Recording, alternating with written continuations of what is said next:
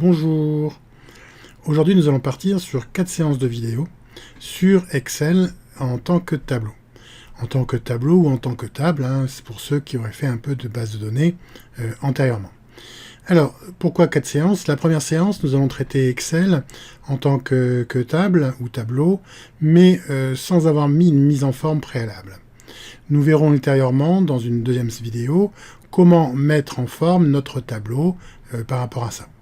Et dans une troisième séance, nous verrons comment mettre un tableau qui a été mis en forme, comment réintégrer de nouvelles formules de calcul, et ce que ça implique comme modification.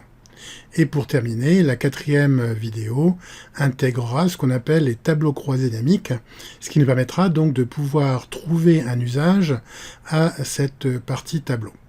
Alors, pour commencer, nous avons ici un fichier.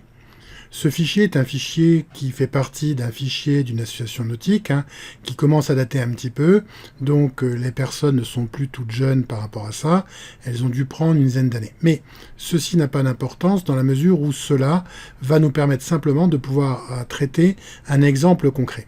Alors, pour ne pas froisser la CNIL, Commission nationale informatique et liberté, j'ai ici anonymisé le fichier. C'est-à-dire que tout ce qui concerne les noms, les prénoms et les adresses sont les adresses fictives que j'ai inventées. Alors les noms sont des noms réels, bien évidemment.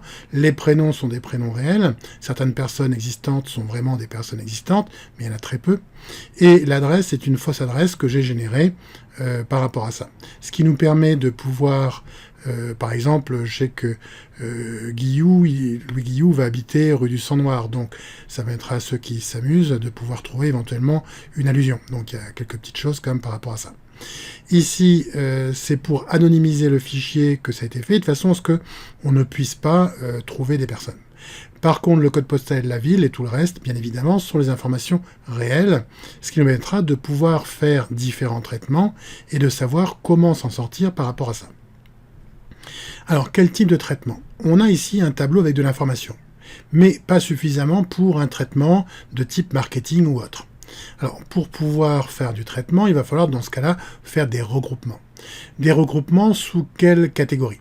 Eh bien, ici, je vois que j'ai le code postal, par exemple, qui est ici. Le code postal est, qui est une notion géographique, et je vois une autre notion géographique ici, qui est le pays. Mais entre les deux, j'ai un tas d'espaces que je vais pouvoir regrouper différemment. C'est ce que nous allons essayer de faire en créant ici un champ dit département qui va nous permettre de pouvoir trouver le département de la personne et ensuite de pouvoir trouver la région de la personne. Alors la région, non pas au sens géographique, comme ça peut être le cas dans les régions françaises, mais au sens marketing, c'est-à-dire que les régions n'ont strictement rien à voir avec ce que la géographie m'enseigne, et on verra pourquoi par rapport à ça. Alors, région, on aurait pu appeler ça zone de chalandise ou autre. Donc, une partie traitement géographique que nous ferons dans un premier temps, dans la première vidéo. Dans la deuxième vidéo, nous allons traiter donc de la partie mise en œuvre du tableau. Donc nous allons faire un peu de mise en forme de ce tableau pour pouvoir avoir des choses qui nous permettent de garder l'information présente à l'écran suivant les cas de figure. Nous parlerons principalement de libérer et figer les volets. Dans la troisième vidéo, nous allons aborder donc une partie de mise en forme, de calcul par rapport à une autre notion que nous pouvons trouver ici, qui est la date de naissance. La date de naissance n'est pas forcément toujours utilisée et toujours utile, mais l'avantage c'est qu'elle est invariante, normalement. Et que par contre, la donnée qui va changer par rapport à ça, du fait que le temps passe, c'est l'âge. Donc nous verrons comment calculer l'âge à partir donc de la date de naissance qui est ici. Ceci nous permettant de pouvoir facilement traiter comment nous allons pouvoir sortir l'âge, puis une catégorie d'âge qui est aussi importante à ce niveau-là. Alors, pourquoi la catégorie d'âge est importante?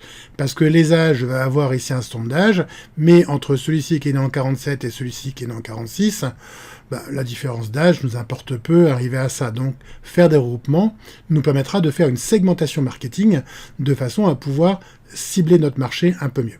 Donc, nous reparlerons de ça dans la troisième vidéo. Dans la 4e vidéo, nous essaierons de mettre en œuvre ce que nous avons vu pour faire un tableau croisémique, de façon à croiser par exemple l'information de la région avec la catégorie d'âge ou avec la catégorie de type d'activité réalisée avec cette association nautique. Donc nous avons là 4 vidéos qui nous permettent de pouvoir faire des traitements sur les fichiers du type de ceux que vous pouvez réaliser en entreprise ou pour tout usage, que ce soit universitaire ou autre. Il y a juste ici une donnée déjà réalisée. Alors, quelle est cette donnée? Vous avez ici un système qui s'appelle type, qui est le type de stage réalisé. Et vous voyez qu'à côté, on a un système qui s'appelle catégorie, qui comprend à peu près la même chose. Alors, on pourrait voir des différences, mais ces différences sont où?